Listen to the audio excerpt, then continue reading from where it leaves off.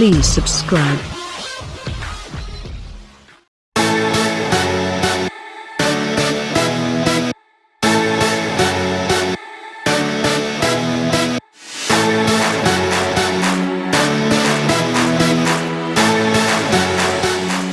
The 2018 Audi TT RS, the reworked top-of-the-line model, based on the third-generation TT introduced in 2014.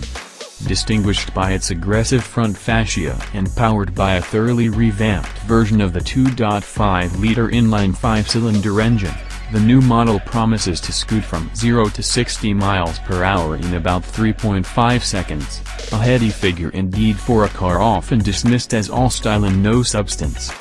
The engine also gets a revised cylinder head, Audi's variable valve lift and duration system on the exhaust camshaft. It switches between cam lobes like Honda's VTEC system, although with a different mechanism, the addition of port fuel injection to the existing direct injection setup, and boost pressure bumped from 18.1 to 19.6 pounds per square inch.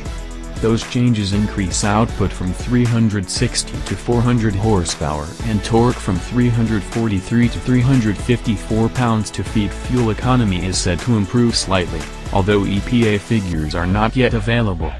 Within the TT model lineup, this engine gives the TT RS 108 more ponies than the TTS and 180 more than the base DT.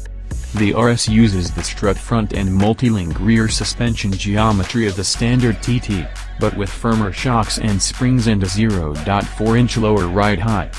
Magnetorheological shocks likely will be standard on US cars, but a Dynamic Plus suspension with even stiffer springs and tighter, non-adjustable shocks will be offered as an option for the hardcore.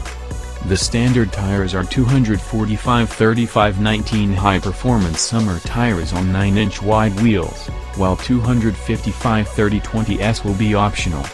Those are the same combinations offered on the TTS, as the RS uses the same fenders and has no space for a larger rubber. The TT RS does, however, come with larger front brakes, 14.6 by 1.3-inch front rotors with light-weight aluminum head sections clamped by 8-piston calipers, and 12.2 by 0.9-inch rotors with single-piston sliding calipers in the rear. Those front brakes are not only 1.3 inches larger than the ones on the TTS, they're also bigger than the front brakes on a Porsche 911 Carrera S, and if you want even more braking, carbon ceramic rotors are an option for the front wheels.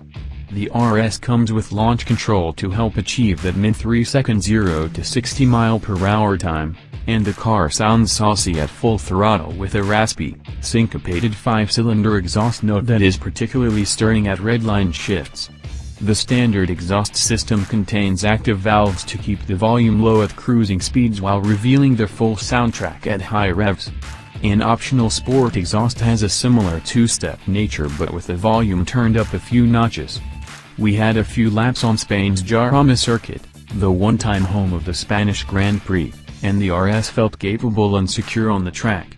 With some 59% of the curb weight on the car's front tires, its tail never threatened to step out, although you could provoke some rotation by trail braking or suddenly lifting in mid-corner. But even after only 3 laps, the temperature of the front tires had risen nearly 50 degrees higher than the rear's.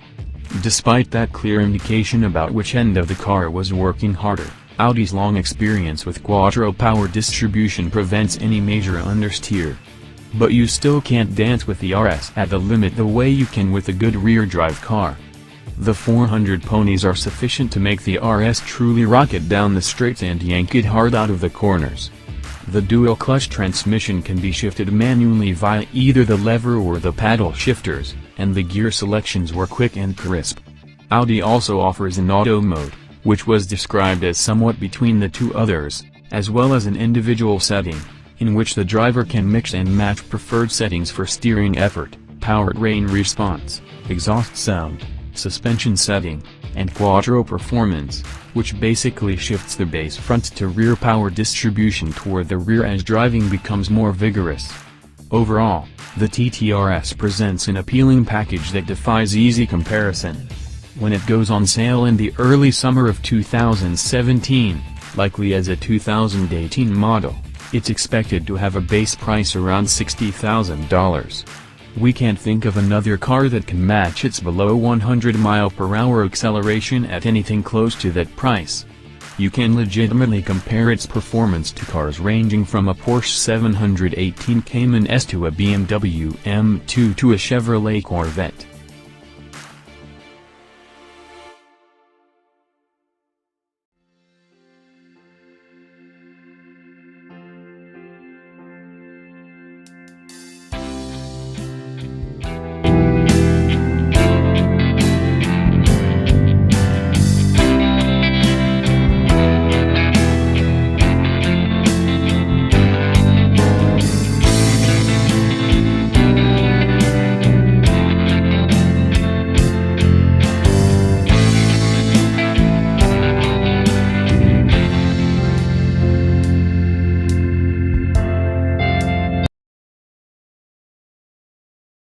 Please subscribe.